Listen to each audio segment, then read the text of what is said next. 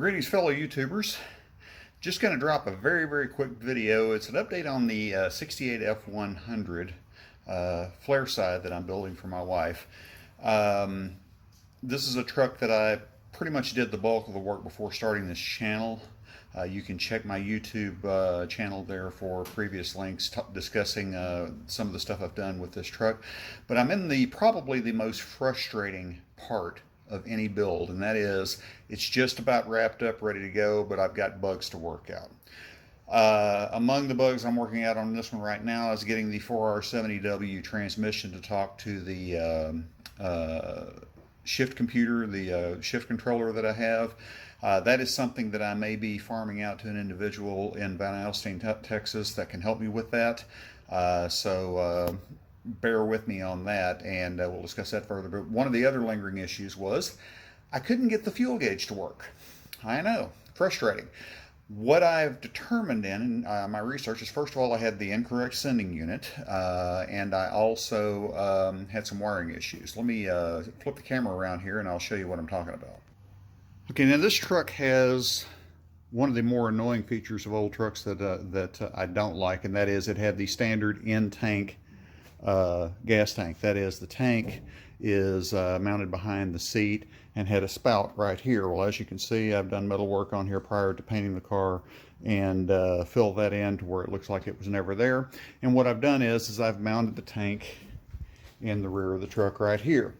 Well, in order to swap out the fuel sending unit, the fuel sending unit I was using, by the way, is that one. The plunger and the ohms rating and everything was totally incorrect for it, so I had to go get another one. I got a floatless sending unit here, got it hooked up and ready to go, and it was still not working. When I was trying to figure out what the deal was, I came to an interesting conclusion. As you can see, I had to pull one of the bed pieces out, and I'm about to get ready to seal all that back up here in just a little bit. But this is the problem that I had. This truck has multiple wiring harnesses in it. The main body harness is an American Auto wire specific to 67 through 72 F100 pickups.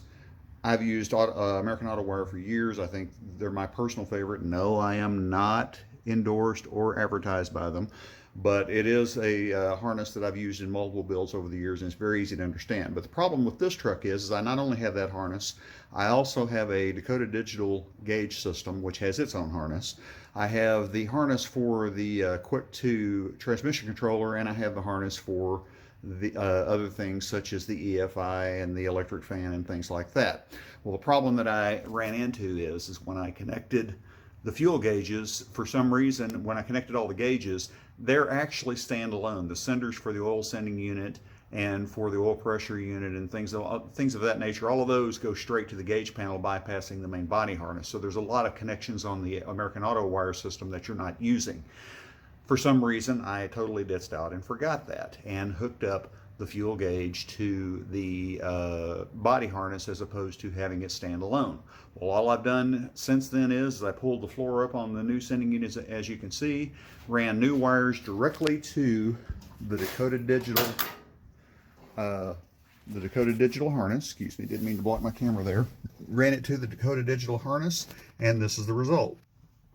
Prior to rerouting the wires and running them straight to this gauge panel, which there is a box underneath the dash panel that runs all these gauges, and then it's got Cat 5 wire that goes to the panel.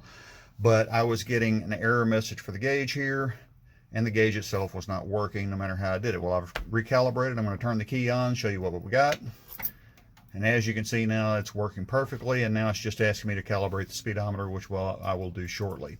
So we are good to go on that. One more bug has been worked out. The important thing with any build, especially one as complicated as this one using EFI and computer controlled transmissions and all of that, is to take your time, but you need to understand, as always, mistakes are going to be made. I have wired probably 30 or 40 cars in my life, and I pretty much go on autopilot.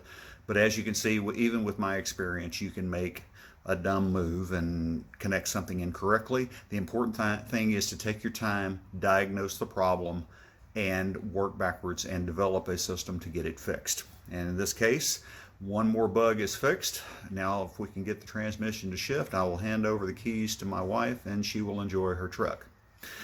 Thank you guys very much for joining me today. I appreciate you staying tuned, and be sure and hit like and subscribe. My subscribers are increasing. Very happy to see that. Welcome your comments and your feedback. Let's see if we can get to 100 subscribers pretty soon and expand this community. I appreciate your time. Thank you for joining me.